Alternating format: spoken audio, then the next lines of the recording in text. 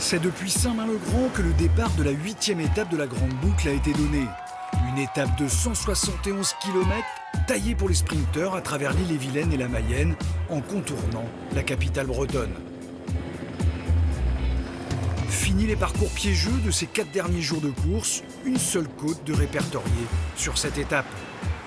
Le champion des États-Unis, Quinn Simmons, se positionne rapidement à l'avant pour contrôler le tempo de cette étape, car son coéquipier chez Trek Lidl, Jonathan Milan, 1,96 m, qui remporte ici le sprint intermédiaire à Vitré, fait partie des favoris de cette étape.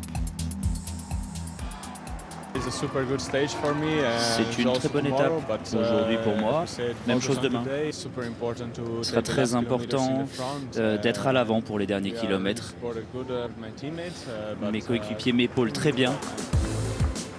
L'occasion d'admirer le château médiéval de Vitré avec ses majestueuses tours situées aux portes de la Bretagne.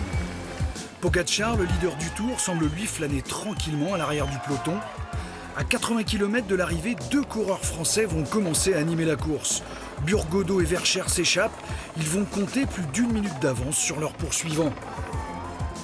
Une échappée qui permet aux 2 coéquipiers de Total Energy d'obtenir le prix de la combativité.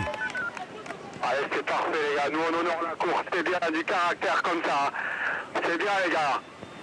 Mais à une dizaine de kilomètres, Vercher puis Burgodo sont repris par le peloton, emmenés par les sprinteurs, des sprinteurs qui vont rouler à plus de 80 km/h. Jonathan Milan, Wout van Aert, Caden Groves, les cadors sont là.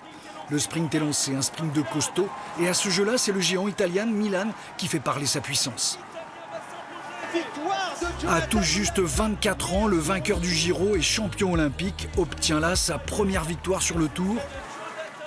Pogačar conserve son maillot jaune, Milan le maillot vert et le Français Kevin Vauquelin sa 3e place au général.